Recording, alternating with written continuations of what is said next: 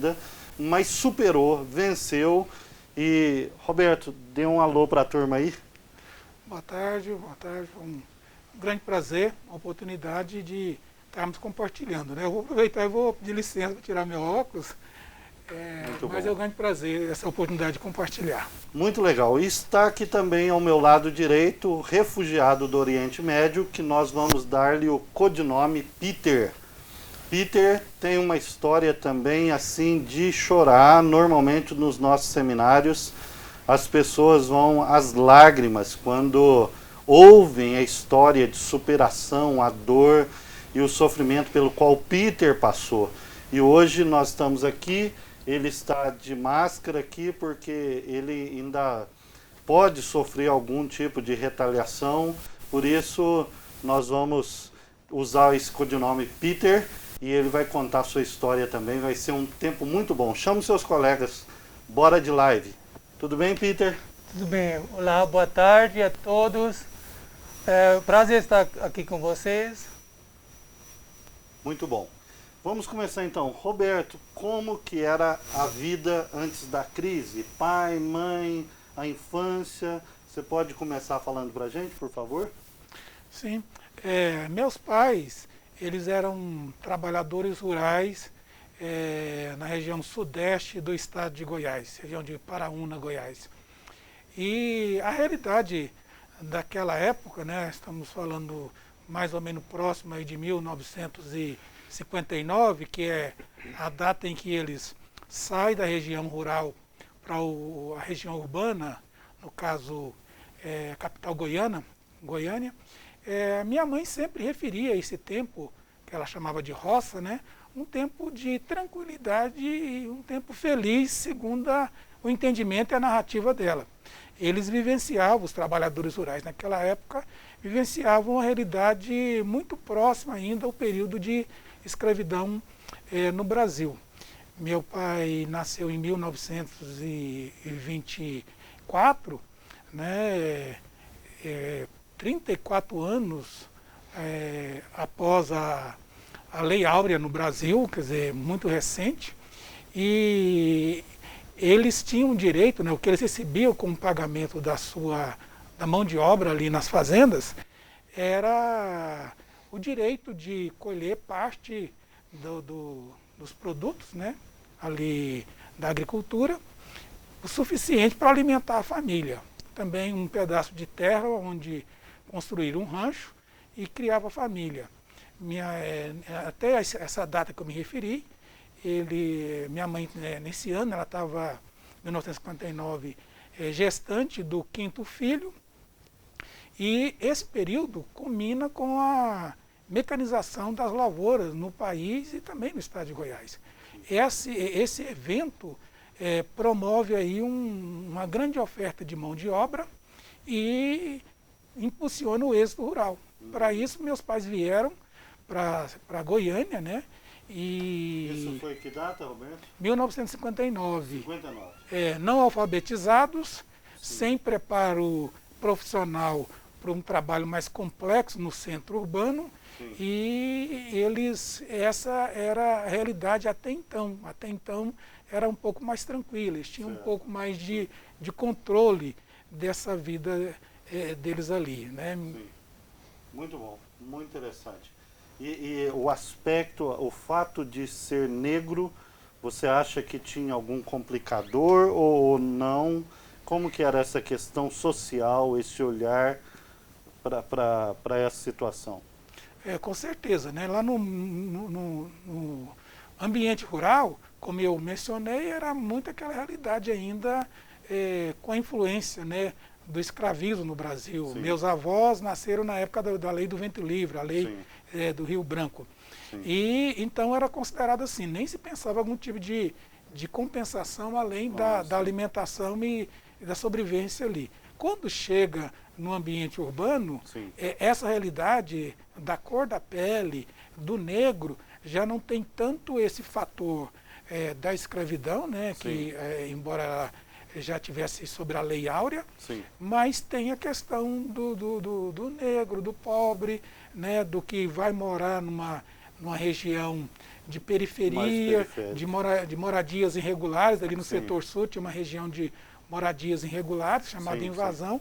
Então, por nós morarmos daquilo ali, a dificuldade toda que meu pai, que minha mãe vai ser lavadeira, meu pai servente pedreiro, toda essa realidade, aí nós já éramos 7 filhos, né? Eu sou o caçula, essa luta toda para criar que é tanto de criança, então esse preconceito, e uma das formas que meu pai enfrentou para conseguir dar conta dessa realidade foi a bebida alcoólica. Uau. Então meu pai se tornou alcoólatra, tínhamos aí um adulto, um homem, um líder da casa que era dependente da bebida alcoólica.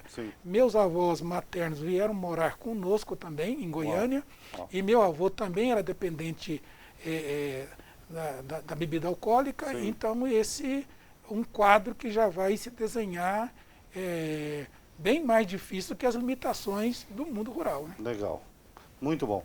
Você que está chegando agora, nós estamos no Bora de Live Histórias Transformadas. Roberto, eu vou passar aqui para o Peter e logo a gente volta com você. E eu tenho umas perguntas interessantes para você aqui. Peter, você poderia dar um pano de fundo, um breve relato aí, como que era a sua vida no seu país, pais, familiares, como que era a sua história? Olá, boa tarde a todos. É meu prazer estar aqui com você. É bom compartilhar com você minha história pouco. Meu pai era médico, também é professor, ele foi aposentado daqui a um ano atrás, mas ele é médico, ele continua trabalhando, mas quando eu era 3 meses, minha mãe faleceu, meu pai casou com outra mulher, mas lá também tem 5 filhos, eu tenho 3 irmãos também, junto a 8 filhos, mas...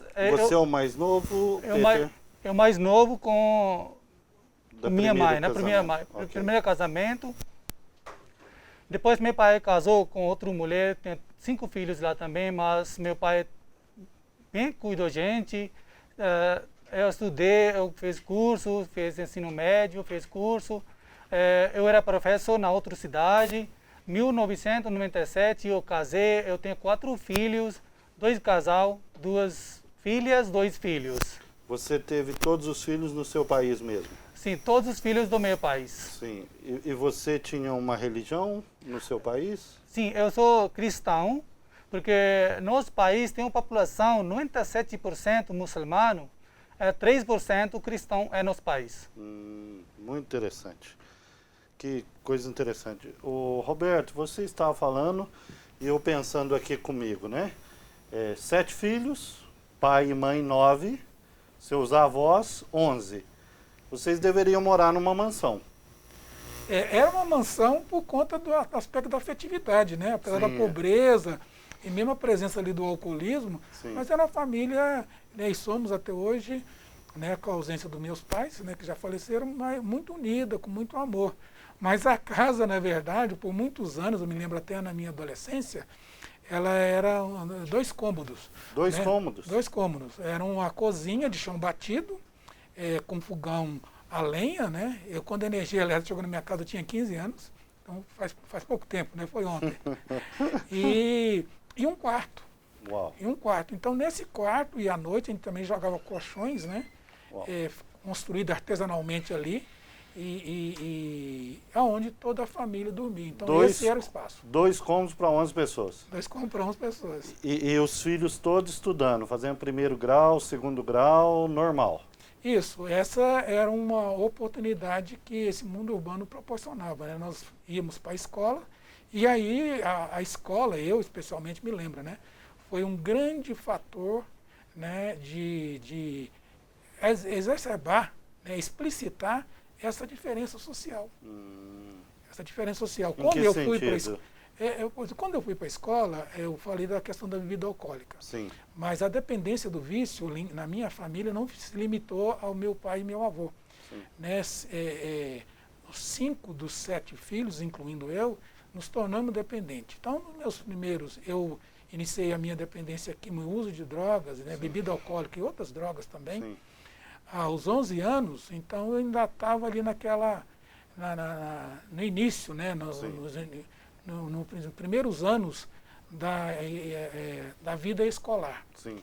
Então, quer dizer, você ir para a escola, aquele clima de violência verbal, meu pai surrava muito os filhos de forma bastante assim, agressiva. Então, quer dizer, quando você chegava na escola, era difícil. Eu lembro que dos motivações que eu tinha para a escola, na época já tinha merenda escolar, né? Era poder ter uma alimentação interessante. E é uma realidade que ainda existe hoje. Gente, não deixe de fazer a sua higienização. Você percebe que nós estamos aqui no estúdio com máscara, guardando os devidos cuidados. Vamos cooperar para que essa crise passe e a gente volte à nossa vida normal. Você está no Bora de Live Histórias Transformadas.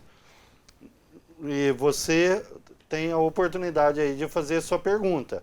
E você pode fazer a sua pergunta direcionada ao Roberto ou ao Peter, o nosso refugiado que está aqui também contando a sua história de vida. E você pode também chamar o seu colega para participar com a gente no Bora de Live. Peter, por favor, você disse que veio de um país de grande maioria muçulmana e a gente gosta de enfatizar que não há problema nenhum com isso, né? Parece que o problema é o radicalismo, né? As pessoas que, em nome da fé, abusam, matam, né? Como que foi, como que começou a crise no seu país e com a sua família? Antes de falar, vou explicar um pouquinho que português não é minha língua. Eu estou tentando conversar em português, porque não consegui explicar todo detalhe em português. Legal.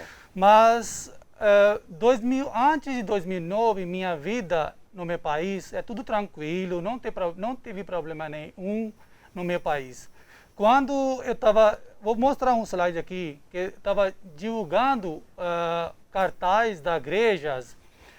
Quando 2008, quando eu começou a receber problema com outra religião, porque nosso país tem um problema religioso, perseguição religiosa. Como eu antes falei que nosso país tem 97% muçulmano, 3% cristão. Por isso, cristão é muito pouco no nosso país. Por isso a gente tem muitos problemas religiosos lá. Peter, só um minuto. Pode colocar o slide aí pra gente? Sim. Isso. Em breve nós vamos colocar o slide para você acompanhar como que foi a situação do Peter. Esse slide só é um exemplo que eu estava divulgando cartaz, porque a gente está convidando pessoas na igreja para orar, para oração para quem está doente. Só dá um culto na igreja, né? Quando estava colocando cartaz na parede, já tinha cartaz lá do muçulmano. Quem estava rasgado de alguma maneira, eu não sei como que rasgou. Ele disse que muçulmano disse que eu rasguei esses cartazes. Mas eu falei, não rasguei esses cartazes. Eles falaram, não, você rasgou esse cartaz, porque nosso país tem lei da blasfêmia. Esse lei, qualquer pessoa quebra esse lei ou desrespeita ao Corão ou Muhammad, ele não pode sobreviver, ele tem que morrer. Por causa disso... Deixa eu entender aqui. Tem uma lei no país que você falou que é a lei da blasfêmia. Sim. Se alguém fizer alguma coisa que contraria essa lei, ela tem que morrer? Ele ou ela tem que morrer. Seu mulher, seu homem. Quem vai quebrar esse lei, eles têm que morrer. Se alguma maneira a polícia pegar ele, levar na prisão, às vezes a polícia mata na prisão. Uau. E por isso, eu conversei com o meu pastor, porque quando eu recebi o problema em 2008, eu conversei com o meu pastor, porque ele falou, você tem que fugir da sua casa. Porque tá muitos casos já aconteceu no nosso país, que quando alguma pessoa quebra essa lei, eles morreu. Ele não deixou sobreviver ele no nosso país. Uau. Se ele fugir outro país, ele pode sobreviver. Mas quando fica lá no país, algum muçulmano fazer uma divulgação na rede social ou na mesquita, no jornal, que essas pessoas quebrou lei da blasfêmia. Por isso eles traz dessas pessoas para pegar ele e matar ele. Sim. Por isso meu pastor falou, Peter, você tem que deixar seu país, sua casa, ou você tem que fugir seu país. Eu consegui comprar passagem, alguma igreja me ajudou, eu vim de minha casa com mobiliária, eles vêm de minha casa. Eu comprei passagem, eu fui de outro país mais perto, que onde a gente não precisa visto e ir para lá. Ô Peter, o pessoal está perguntando ali de onde você é. Como a gente disse no início, nós estamos usando o codinome Peter, mas por uma prevenção, porque ele é refugiado e ele pode sofrer algum tipo de repressão, de ataque, e como nós estamos em rede social, nós estamos usando esse codinome e não podemos falar o seu país de origem.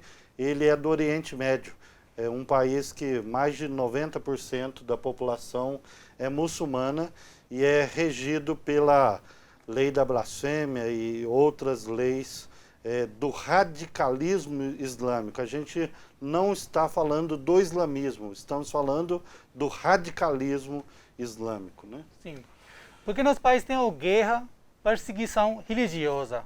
Porque eu tenho minha família lá, eu não quero que vai problema para eles, por coisa minha.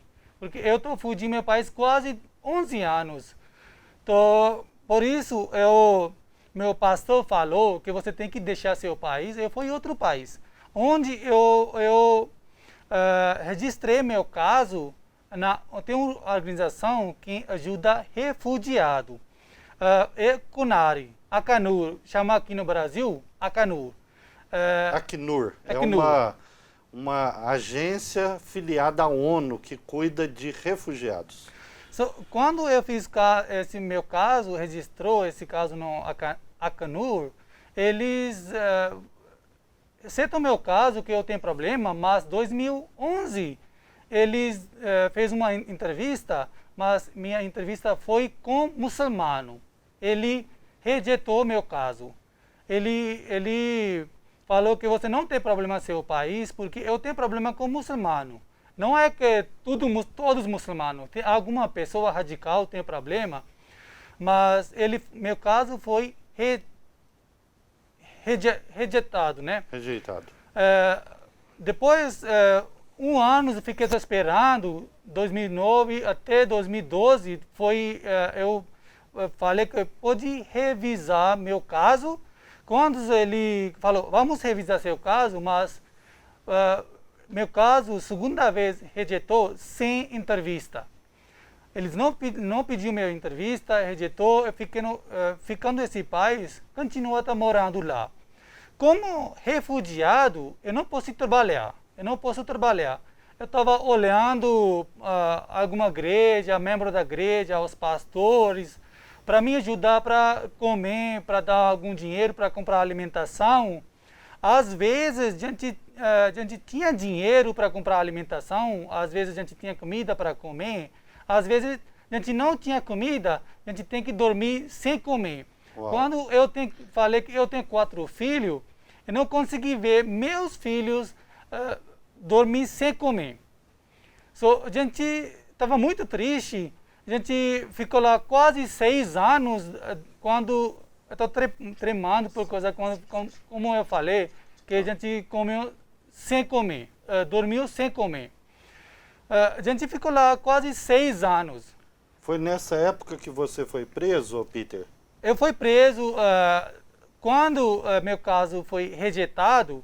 Eles a Acnur não deu vista para ficar no Sri Lanka. Quando ele rejeitou, a gente continua lá no Sri Lanka, ilegal. Por coisa ilegal, eles me colocaram em prisão. Ele falou que a gente vai lá na prisão, deixa você lá, depois a gente vai voltar para pegar sua família para deixar na prisão. Gente, ficou muito medo com essas coisas, porque meus filhos começaram a chorar, porque ele está muito medo com a polícia, né? Ele está menorzinho naquela época. Peter, parece que você tem uma foto da prisão, é isso? Vou mostrar daqui a pouco. Joia, joia. Quando ele disse que a gente vai voltar para pegar sua família também, eu liguei meus filhos. Filhos, sai da casa rapidinho, porque a polícia vem buscar você também. Eu morei quase 6 meses na prisão. Vou mostrar aqui a foto da prisão, que você vai ver. Eu fiquei 6 meses na prisão, eu estava dormindo no chão, não tinha nenhum um colchão, não tinha nem uma coberta, lençol, nada. Nada. A gente estava dormindo no chão, mesmo jeito, no chão. Mas eu na prisão também comi essa comida que é só simples, arroz. Não tem nada em cima. Às vezes eles colocam um marmitex, colocar um dia antes, dá para gente. Quando a gente abrir essa comida, dá um mau cheiro. Mau cheiro. A gente não conseguia comer. Na prisão também, eu comi 24 horas, uma vez por dia. Peter, parece-me... E sua família? Como que eles faziam nesse período com você preso, sendo que eles não tinham trabalho? Minha igreja já percebeu que eu estou na prisão. Mas minha família sempre não fica em casa durante 6 meses, porque eles ficam medo que qualquer hora a polícia vem na casa para buscar a gente.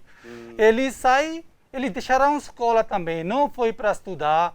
Eles sempre saem 4, 5 horas da manhã, eles saem da casa, fica o dia inteiro na rua, no parque, algum lugar que ele passa o dia inteiro. Eles saem da casa às 5 horas da manhã, volta só 11 horas da noite. Sem comer, sem beber, na rua, porque eles não têm dinheiro. Só eu vou lá na igreja, conversar com o pastor, conversar com algum membro da igreja para ajudar.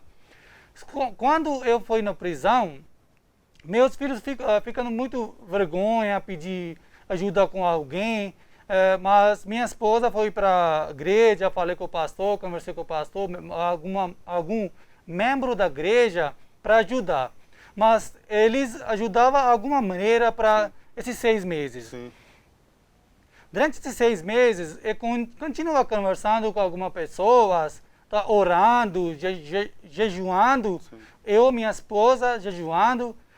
Estou conversando com ela sobre essas coisas, que jejum para orar, que Deus vai abrir a porta para a gente de algum país. Sim. Graças a Deus, eu achei uma organização, Ana Júri, que ajudou a gente. Nos passaportes, nos países, também venceu. Como nos passaportes venceu? Porque o válido é só 5 anos. Venceu. Depois, eu conversei com a organização, eles fizeram nosso passaporte brasileiro. Mandou para outro país onde a gente ficava. Depois, o problema foi com passagem. Porque a passagem lá é muito caro, porque está muito longe de volta a esse Brasil. Comprei passagem quase $8.500. Alguma igreja, Ana Júri, tem uma organização na Inglaterra, Cristão Solidariedade. Essa organização também me ajudou para comprar passagem. Peter, vamos segurar um pouquinho aqui. Logo eu volto com você com a pergunta. Nós estamos no Bora de Live da Uni Evangélica, Histórias Transformadas. Nós temos um seminário de dignidade humana todo semestre, onde nós trazemos histórias de pessoas que de fato foram transformadas por causa do conceito de dignidade humana, que o ser humano é criado em imagem e semelhança de Deus, por isso tem dignidade intrínseca. E nós estamos aqui com o Peter, refugiado do Oriente Médio, e com o professor Roberto Alves. O professor Roberto Alves já falou um pouco da sua história, de como chegou a Goiânia, Aproveitando uma pergunta aqui, Roberto, e dando a palavra aí para você continuar mostrando como foi o fundo de poço. Por que vocês vieram para Goiânia? E você que tem pergunta, pode mandar, ou para o Peter ou para o Roberto, nós vamos tentar respondê-la. A motivação, né, o que estava por trás da saída da minha família do ambiente rural para o urbano, teve um forte elemento aí, como eu mencionei já, a mecanização das lavouras. Aliada a isso, ali na família, minha mãe tinha muito problema de saúde, problema de pré-eclâmpsia, bem ligada às gestações, então sempre ela estava tendo convulsões. Alguns dos meus irmãos também tinham problema de saúde, então veio-se a promessa, né? O mundo urbano vai trazer escola, tratamento de saúde e aquela dificuldade que se instalava ali, porque tinha oferecimento de muita mão de obra. Então veio-se para a cidade em busca disso. Sim. O que não se contava era que os desafios da realidade urbana, né, e o despreparo para isso, tanto para o mercado de trabalho, sim, como agora preconceito. Se lá era um ambiente que ainda tinha muito a influência do período escravagista no Brasil, sim, aqui no mundo urbano era um tipo de vida bem desprovida dos recursos que se tem hoje. Se hoje a gente já passa por muita dificuldade, sim, naquela época você não tinha Estatuto da Criança e Adolescente, não tinha Conselho Tutelar, né? Você não tinha, como hoje conta com a Constituição de 88, com uma série de direitos, sim, então não tinha nada disso. Então, nós todos os filhos menores trabalhávamos como engraxate, lavador de carro, carregador de frete nas feiras, né? Eu mesmo trabalhei muito em limpeza de casas, né? Sim. Então, toda essa realidade, né, é que não havia um preparo, nem se imaginava. Sim. Daí sempre eu lembro de minha mãe lamentando, referindo-se àquele tempo na roça como um tempo de tranquilidade, e agora ela com o pai dentro de casa, uma casa, sim, com um espaço muito pequeno, sim, com o marido dependendo da bebida alcoólica, e 5 dos filhos, né, da bebida alcoólica e drogas. Eu, como eu já mencionei, sim, iniciei aos 11 anos, né? 11 anos de idade. 11 anos, comecei com maconha e vieram outras drogas, além no final, né, do meu uso de drogas, a cachaça voltou a ser uma droga bastante utilizada. Sim. E nós estamos falando aqui da década de 1970. Sim. Né, 1970, 1973, 74 e assim por diante. Então, uma forma de me manter nesse vício, sim, foi para a rua mesmo. Uau. Eu não cheguei a dizer assim, morar na rua. Isso. Mas eu, quando acordava... Passava lá o tempo. Quando eu acordava, eu já ia para a rua e voltava. Tinha amizade com o pessoal ali da rua? Tinha convivência, né? Eu até costumo dizer, algumas pessoas, sim, até assustam com isso, sim, né? A rua tinha o seu lado interessante, certo, acolhedor, era aquele grupo ali, sim, a gente se conhecia, cada um tinha o seu pedaço, a droga era compartilhada. E de onde vinha o recurso para comprar droga, o álcool, para se manter? Como que é isso? Era quase que um ritual, né? Diariamente a gente encontrava naquele point ali, né? Eu ficava muito na região ali do Setor Sul, Praça Cívica, Goiânia, né? Praça do Bandeirante, aquelas regiões ali, Setor Oeste. Então a gente se encontrava naqueles pontos, era como que era uma família ali da rua, né? Sim. E aí cada um saía de 2, de 3, e cada um saía para a luta, como a gente dizia, né? E depois se reencontrava, às vezes em um momento em hora de almoço. O que era sair para a luta? Sair para a luta era cada um buscar os seus, né? Sim. Então buscar significa, na maioria das vezes, era roubar. Roubo. Eu fazia pequenos furtos, roubava, a gente falava camelo, né? As bicicletas. Sim. Roubava a bicicleta, fazia varal, que era, naquela época as casas eram o acesso era grades baixas, né? Não era tão muros altos, né? E sem grades e sem cercas elétricas como são hoje. Então a gente entrava nos quintais, as roupas secando, e a gente então roubava aquilo ali, vendia, trocava de alguma forma, e então isso trazia, né, ou comida, né? Eu também atuei muito como chamado de mangueador, né? Sim. Que tem até hoje essa presença no meio urbano, que é você ficar no semáforo e pedindo algum donativo. E aí, Roberto, como que é? Você conseguiu usar sem virar um dependente ou você chegou à dependência, ao vício mesmo? A ser um escravo da droga? Como que foi isso? Hoje eu sou um estudioso da área, né? Sou Sim, especialista. sim. Então, quer dizer, hoje a gente tem capacidade, inclusive, de classificar. Entendi. A minha dependência foi alta. Foi alta. Foi alta, considerando o consumo diário, Sim. a quantidade que eu consumia, né? A forma que era consumido, não tinha uma alimentação ali, né? Ideal, e todo o ambiente que envolvia e também a questão social. Entendi. De trabalhador, de limpar a casa, limpar a casa, né? Trabalhar como um empregado doméstico, apesar da pouca idade, eu passei realmente a furtar e manguear, pedir. Uma Entendi. vida realmente de rua mesmo, né? Sim. Então, em todo sentido, é considerado e era considerado uma dependência de alto grau. Interessante. Gente, você está no Bora de Live e nós estamos aqui com os devidos cuidados. Você está nos vendo de máscara, temos aqui o álcool em gel e queremos reforçar com você. Cuide da sua família, as pessoas de mais idade. Essa é uma hora de solidariedade, de muito amor, o que deveria ser comum, mas que seja, pelo menos nesse momento, cuidado com as pessoas de mais idade, use a sua máscara, tá aí as regulamentações do governo, estadual, federal, para a gente sair logo dessa pandemia. Bora de live, histórias de transformação. As próximas lives você pode opinar, queremos o seu voto. O Peter é refugiado do Oriente Médio, ele já contou como que surgiu a perseguição religiosa, porque ele estava colando alguns cartazes e disseram que ele estava arrancando cartaz ligado ao islamismo e por isso ele foi ameaçado de morte, teve que fugir do seu país e no outro país, ainda no Oriente Médio, ele foi preso e 6 meses na cadeia, muitas pessoas, uma vida muito sofrida e a dor de saber que os seus filhos, 4 filhos, estão do lado de fora com a esposa, sem nenhum recurso, sem nenhuma ajuda, mas dependendo de ajuda de uma igreja ou outra.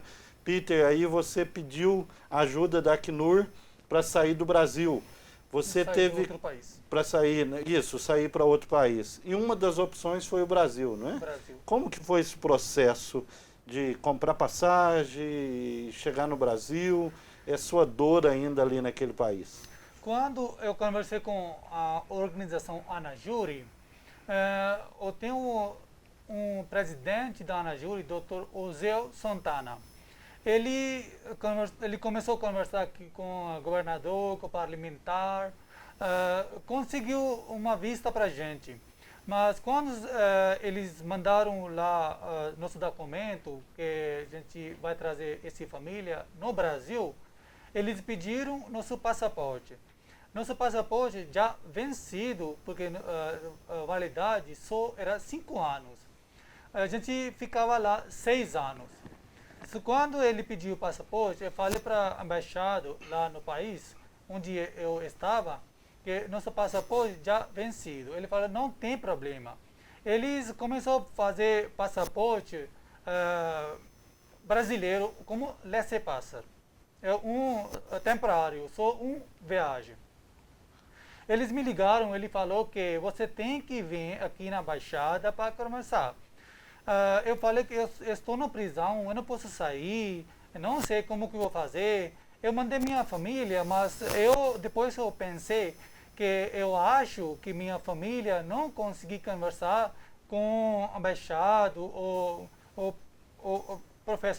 pessoas lá, né? Peter, deixa eu só entender. Você estava preso já quase 6 meses e conseguia conversar com o pessoal sobre a possibilidade de sair. Sim. Ao mesmo tempo, você tentava comunicar com a sua família. Sim. Aí você mandou a sua família para a embaixada, mas você ainda estava preso. Eu estava preso, mas mesmo dia, quando eu falei para minha família, você tem que ir lá, embaixada brasileiro lá no país onde estava. Porque no preso tem uma possibilidade, uma pessoa tem que ir lá fora para trazer comida para outro prisioneiro. Porque o prisioneiro, como é uma sala grande, o lanchonete lá está fora. Aquele dia eu falei para o rapaz que eu vou lá fora para trazer comida para outro prisioneiro. Eu fugi, correu para a embaixada lá brasileiro, porque a embaixada é muito perto da prisão. Então você aproveitou esse momento de sair para buscar comida, que normalmente um prisioneiro poderia fazer isso. Sim. E sua família já estava na embaixada, você também fugiu para a embaixada. Eu fui lá. Quando eu fui lá, eu encontrei minha família depois de 6 meses. Uau. A gente abraçou, a gente começou a chorar. A gente chorou muito, porque eu tô quase 6 meses longe da minha família. Ele também estava sofrendo em casa, porque ele ficando na rua todos os dias lá, durante esses 6 meses. Meu filho me perguntou: pai, quanto tempo a gente vai sofrer desse jeito? Meu Deus. Quase 6 meses a gente está sofrendo aqui nesse país. A gente está 6 anos sofrendo. Não é só 6 meses. Eu falei para meu filho, confia a Deus, confia em Jesus, Ele vai ajudar.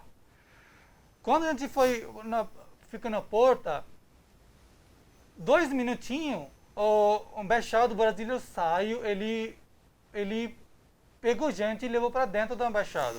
Ele falou: Peter, fica tranquilo, a gente vai ajudar todo o jeito que você sair desse país para o Brasil. Eles fez nosso documento brasileiro, depois foi problema com passagem de avião. Porque como que a gente comprar passagem, como eu estou na prisão, não tem dinheiro para comer, como que a gente vai comprar passagem para ir no Brasil? Eu conversei com o embaixador, ele falou: agora o problema é seu, você tem que comprar passagem, porque a gente deu um visto, a gente deu um passaporte temporário para você para sair desse país para o Brasil.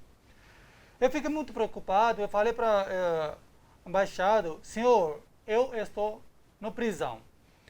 Eu não posso conversar com pessoas, não posso conversar com igrejas, porque como que a pessoa vai ajudar a gente para comprar passagem? Mesmo dia, ele escreveu uma carteira, mandou para imigração, mesmo país, que a gente vai levar essa família para o Brasil. Quando ele escreveu carteira para imigração, eles me liberou, soltou na prisão, pode sair porque você vai sair do país. Quando eu saí da prisão, eu conversei com algum pastor, alguma igreja, com a Ana Júri.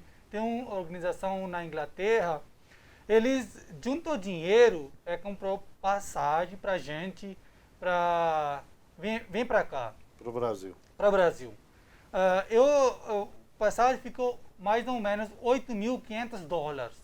Uau. É muito dinheiro, porque Uau. outro país é muito longe, o Brasil está outro lado. Mas graças a Deus, hoje eu estou aqui com você, frente de você, estou sobreviver frente de você. Graças a Deus, Deus ajudou cada maneira. Cada um lado, Ele levantou pessoas deles para ajudar a gente. Professor Roberto, nós temos uma pergunta e é a que eu passo para você. Você pode votar, tá bom? Entra aí e vote no Store. Roberto, como foi esse processo de recuperação e inserção social? Como a gente já disse, né? Você pode dizer, né? Você levou muito tempo para terminar o 2º grau, né? Mas antes disso, teve a questão, como que foi que você saiu dessa? Então, a minha reabilitação, que também vai acontecer com a minha irmã, né? São 2 mulheres e 5 homens. Uma das minhas irmãs também era dependente da bebida alcoólica. E a nossa reabilitação, ela tem uma inserção de uma instituição e de um grupo de pessoas que vai ser muito significativo. Sim. Lá no período da gestação, da minha gestação, sim, e do meu nascimento, da minha infância também. que é a Igreja Cristã Presbiteriana de Goiânia, que na época ela tinha uma congregação no setor universitário, próximo a essa região ali de moradias irregulares. Sim. Eles começaram, né, na área da nossa casa mesmo, no quintal da nossa casa, um chamado ponto de pregação. Uau. E aí eles começaram a fazer distribuição de alimento, de cesta básica, roupa para essa meninada toda, né? Brinquedos para as crianças. Então, esse trabalho da igreja, um dos resultados foi exatamente o aumento da minha casa. Olha. Né? De 2 cômodos, ela já passou para 7 cômodos. Uau. Um deles, que virou a sala da nossa casa, era o salão onde acontecia essas reuniões. Você está querendo dizer que esse grupo, né, religioso de espiritualidade chegou lá, ajudou vocês a construir a casa e ali eles faziam um trabalho? Ali eles faziam um trabalho religioso, educação cristã, pregações, cânticos, teatro para a criançada, essa coisa toda. Sim. Juntamente ali naquela região, nós tínhamos mais 4 famílias, famílias negras. Sim. Tinha mais algumas também, mas essas famílias negras, elas, inclusive os filhos e netos deles, alguns residem lá até hoje. Eles também foram todos alcançados por essa mensagem. A igreja falava, olha, vocês, apesar de todo esse problema aqui de vício, de pobreza, de situação, é possível ter uma mudança. A minha mãe e a minha avó, elas foram as primeiras a se render a esse tipo de mensagem, e aí a nossa vida começa a ter uma mudança significativa. Eu já ouvi você dizendo algo mais ou menos assim, quando você ouviu, você tem valor, você tem significado, alguma coisa assim, é como que isso deu um impacto no seu coração? Como que é isso? Porque pra gente parece tão normal, né? Você tem valor, você é amado, como que foi isso para você? Me emociona referir isso aí, né? Isso era uma mensagem, né? Na verdade, uma memória que minha mãe e minhas irmãs, especialmente a minha irmã Fátima, reproduzia. Olha, quando a igreja chegou aqui em casa, né? Porque refere-se ainda no período que eu estava sendo gestado, eles começaram a falar, olha, vocês falam muito, era uma fala que tinha dos meus pais, dos meus próprios irmãos, né? Vocês são negros, são pobres, o vício está aqui presente na casa de vocês, mas vocês têm valor. Uau. Existe um Deus que ama vocês. Uau. Existe um Deus que criou o ser humano e nós estamos aqui para falar para vocês e para essas famílias aqui em volta. Uau. Foi acreditar nessa afirmação, nessa mensagem, que a minha família, então, por meio da minha mãe e da minha avó, começou a mudar. Uau. E as coisas começaram a mudar. Uau. Mesmo eu, com 11 anos, ainda entrando nas drogas, mas aquela mensagem, ela ficava latente. Perfeito. Ela ficava martelando no meu tempo de droga, no meu tempo de rua. E aí, então, onde entra o movimento Jovens Livres, que é uma ONG, né, de reabilitação de dependentes químicos. Sim. A minha irmã Fátima tem contato com essa ONG. Sim. E leva primeiramente meu irmão mais velho, que era dependente das drogas, depois eu fui, e assim o outro, a minha irmã também, sim, que tinha casa feminina e masculina. Sim. No total, 5 foram reabilitados. Uau! Os 5 foram reabilitados por pelo movimento. Pelo mesmo movimento, Jovens Livres. Também uma ONG que teve origem na Igreja Presbiteriana do Brasil. Sim. E ali eu fui reabilitado. Ali eu passei 13 meses, né? Perfeito. E foi quando a minha reabilitação aconteceu com a mesma mensagem. Você tem valor, sim, Deus o ama e é possível mudança. Perfeito, Roberto. Perfeito. E aí, nesse período todo aí, você já deve estar na casa dos 20 anos, 20 e poucos anos. Isso. Eu nunca deixei de ter 15, né? É bom lembrar. Então, eu fui reabilitado, continuei ali trabalhando, já agora ajudando outras pessoas, que essa é uma coisa muito forte nesse tipo de mensagem, sim, né? Nessa cosmovisão, sim, de dignidade humana. Perfeito. A dignidade não é só para você, também é para outros. Perfeito. Então ali eu fiquei 14 anos trabalhando, depois nós criamos uma ONG chamada Gente Livre de Reabilitação, sim, sempre envolvido com trabalho de igreja, de jovens, essa coisa toda.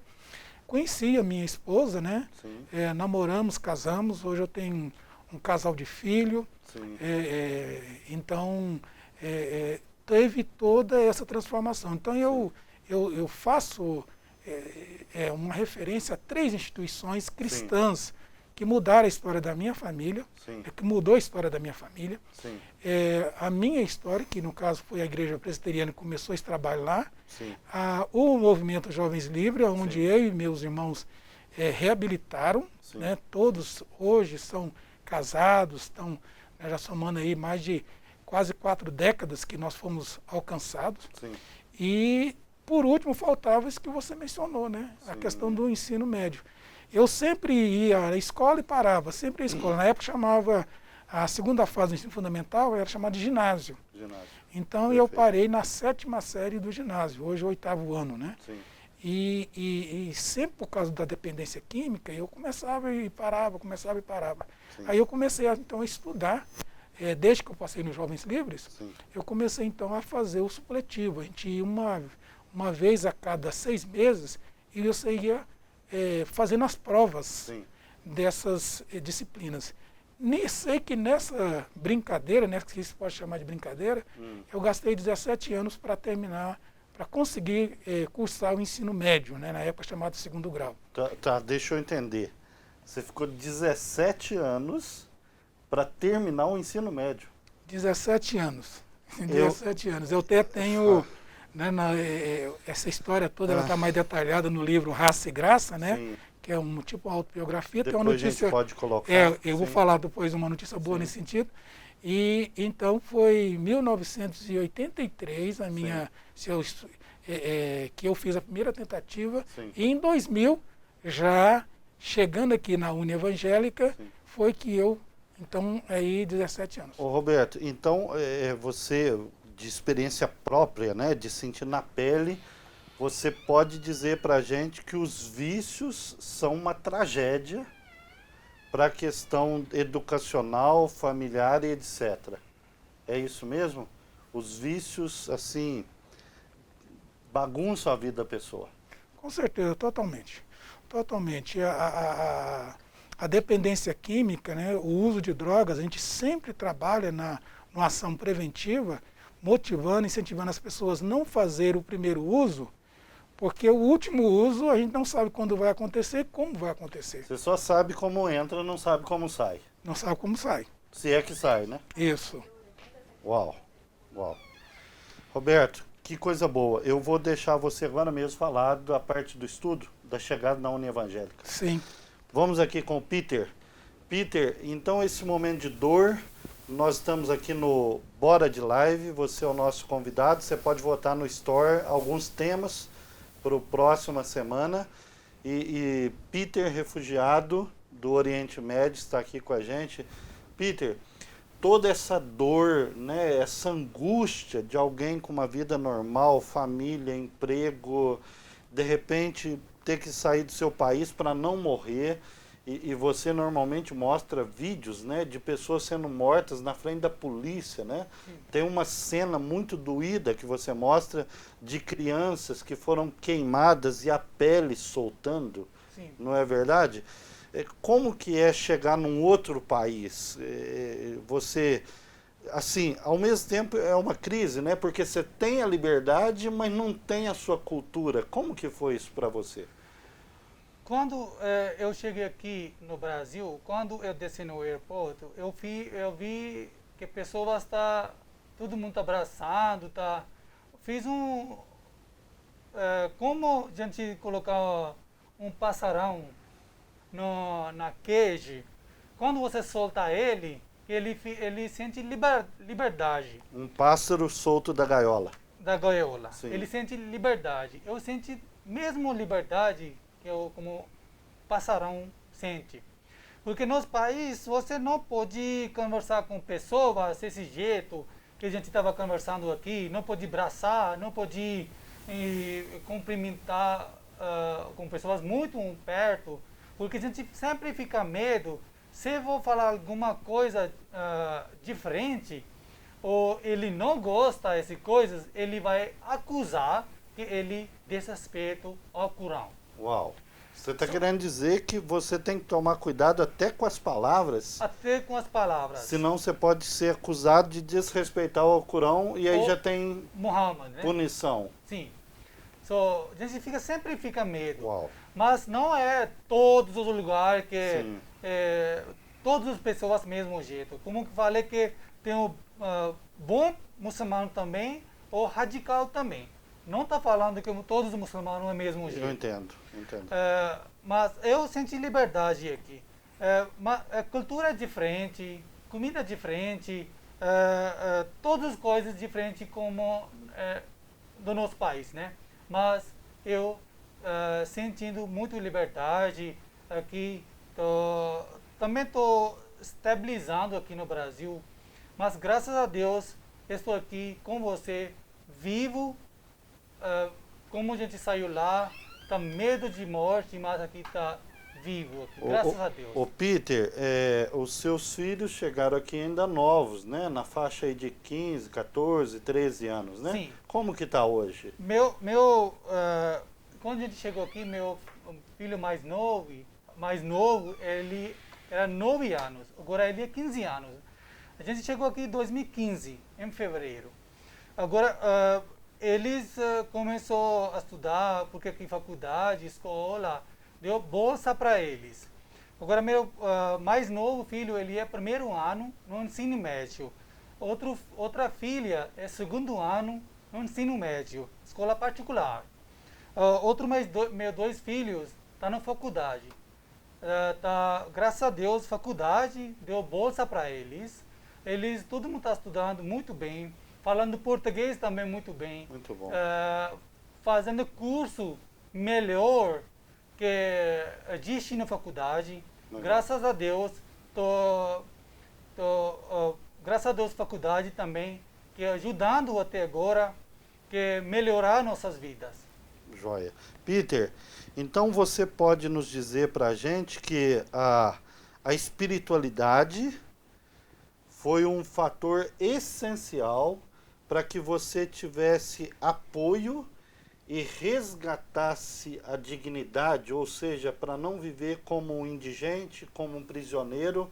Teve algumas organizações, nesse caso cristãs, que ajudaram no resgate dessa dignidade, é isso? Sim, eu falei com minha esposa, como eu falei com meu filho, você tem que fé.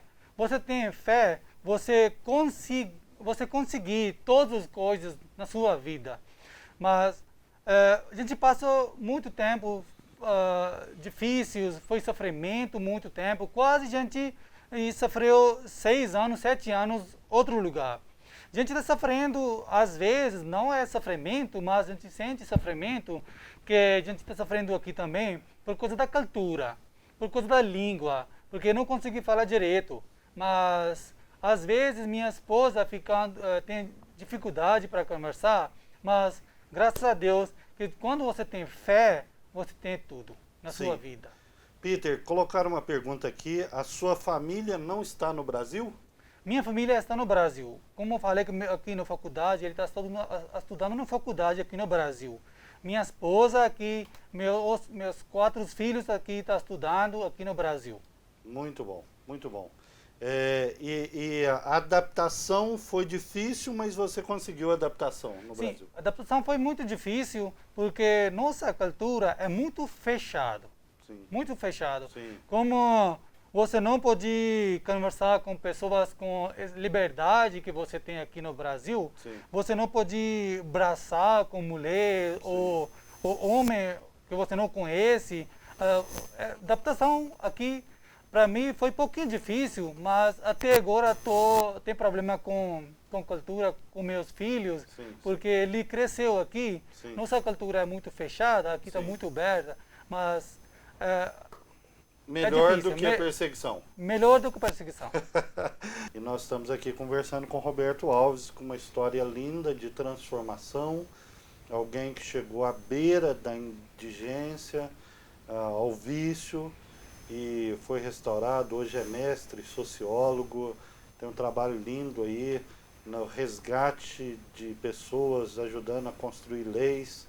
E temos aqui do meu lado direito o Peter, que é um refugiado do Oriente Médio, que foi preso, sofreu perseguição por questão religiosa, por causa do radicalismo islâmico, e pela graça de Deus conseguiu sair dali do seu país, ficou preso 6 meses em outro país no Oriente Médio, e depois algumas agências o ajudaram e ele está aqui no Brasil restaurando a sua vida. Você pode entrar no nosso store e votar os próximos temas, tá ok? E eu vou entrar com a penúltima pergunta aqui para o Roberto. Ele disse para nós que foram 3 momentos que ajudaram no resgate. O primeiro, ouvir que Deus se importa, que Ele é amado. O segundo, a Casa de Recuperação Jovens Livres, uma casa de recuperação de pessoas cristãs. E por fim, entra a questão da educação. Como que foi isso, Roberto? Então, você vê, né, a mensagem é a mesma. Existe um Deus que os criou, esse Deus os ama e pode mudar a sua história. Uau. A mensagem é a mesma nos 3 momentos com as 3 instituições. Sim. Mas o impacto delas são diferentes. No primeiro momento, uma questão mais de sustentabilidade, de alimentação, de moradia que vai melhorar. No segundo momento, no movimento Jovens Livres, a questão da superação. Sim. É possível vencer, drogas é possível vencer, né? Uma frase aí, né, muito no senso comum. E por último, a reinserção social, ela precisaria da educação. Uau. Ela precisaria da educação.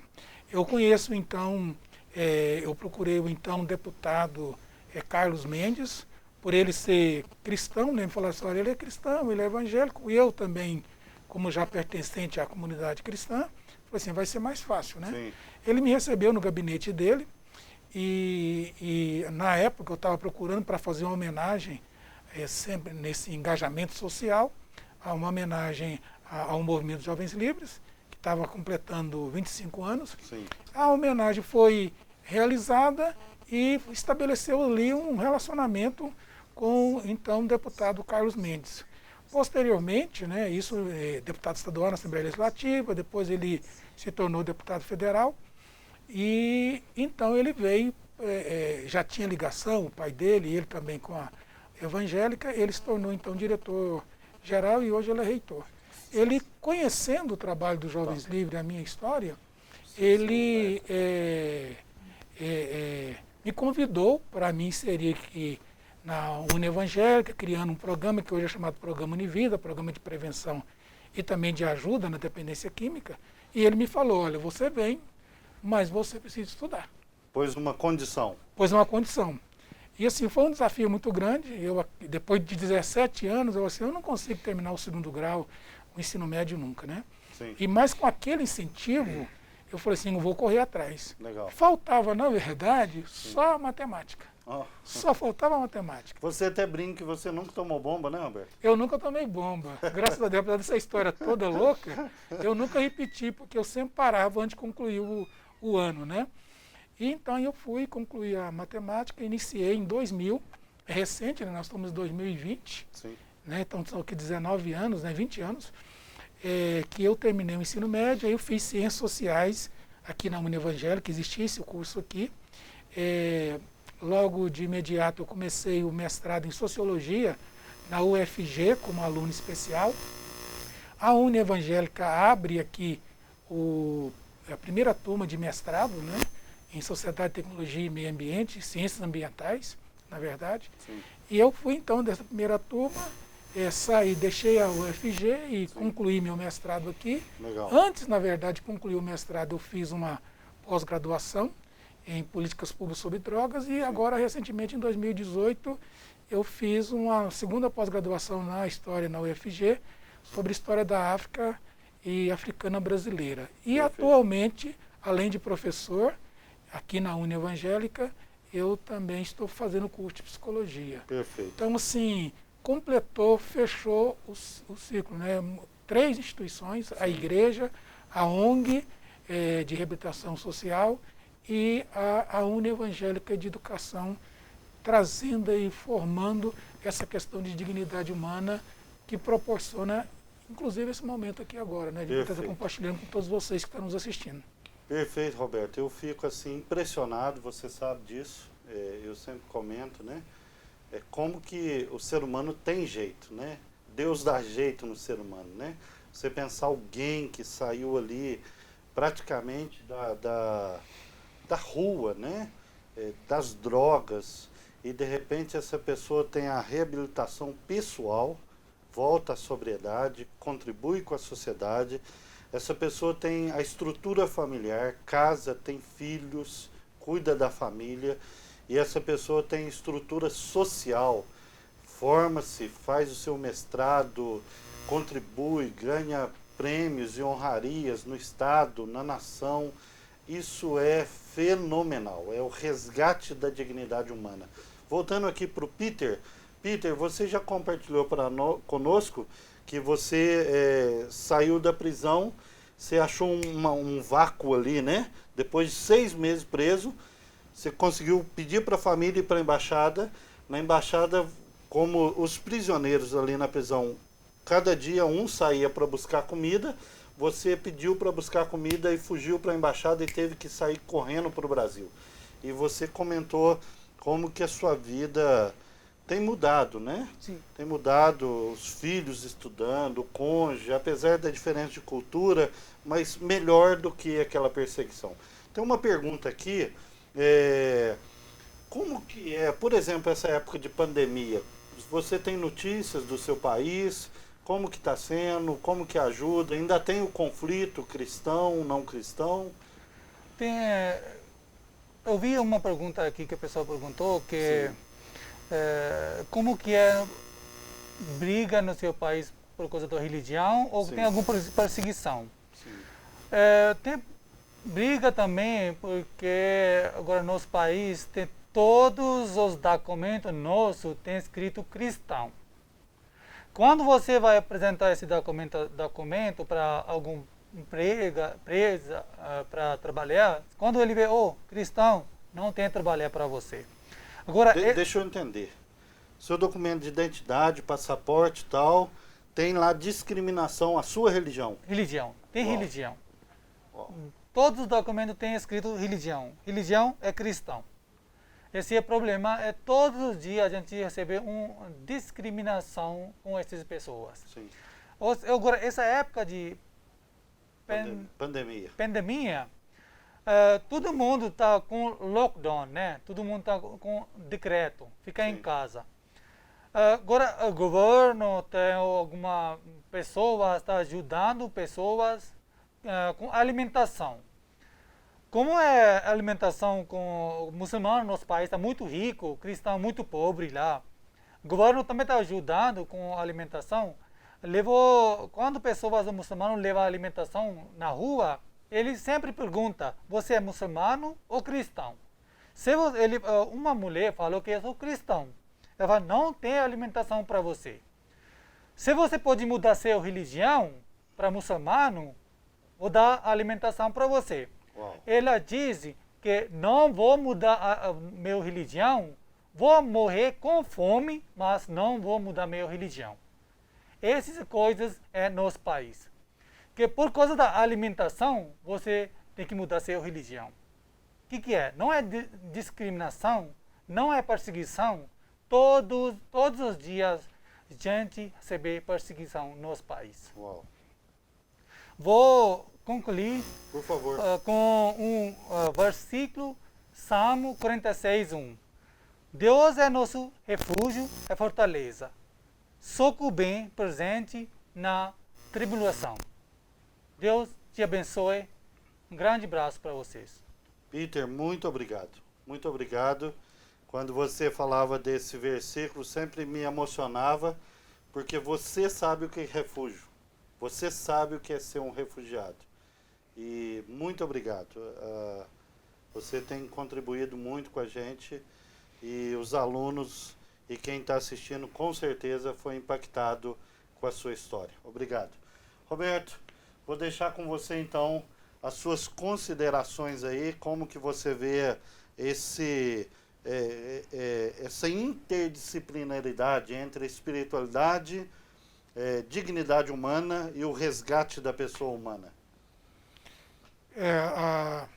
Não há nenhuma indisponibilidade nessa questão. A proposta da cosmovisão cristã, de dignidade humana, ela, com essa história que eu compartilhei aqui, não tem, para mim, nenhum tipo de dúvida que a cosmovisão cristã, registrada especialmente no Antigo Testamento e no Novo Testamento bíblico, que nós chamamos de escrituras sagradas,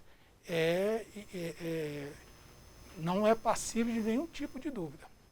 Para quem experimenta, que foi o meu caso e a minha família, hoje eu tenho, minhas duas irmãs são pastoras, eu tenho mais um irmão pastor, e meus irmãos todos são engajados nesse sentido.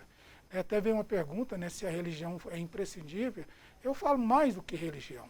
A cosmovisão cristã mesmo, a espiritualidade cristã, ela foi fundamental e é fundamental. Isso que eu estou falando aqui, ele está bem detalhado, bem mais detalhado, né, no livro Raça e Graça, sim, que é um livro que conta essa história. Ele foi publicado pela Biblioteca Central da Uni Evangélica, do Centro Universitário de Anápolis, da Uni Evangélica. Ele teve esgotado as suas 2 primeiras edições e agora, Sr. Eliel, nós temos uma notícia em primeira mão aqui. Sim. Né? Eu acho que a Biblioteca Central acabou de anunciar que ainda no mês de maio ele vai estar disponibilizado, sim, de forma online. Sim.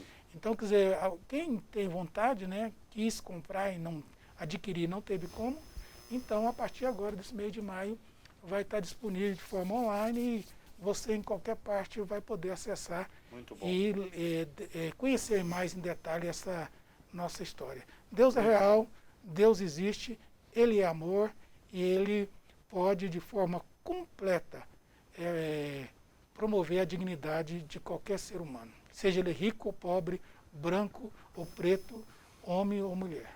Perfeito, perfeito. Gente, esse é o nosso Bora de Live, histórias transformadas. Vocês viram aqui como que a história do Roberto, uma história linda, emocionante, foi transformada na sua vida pessoal, na sua vida social, na sua vida familiar. Alguém que era considerado aí o nada, né?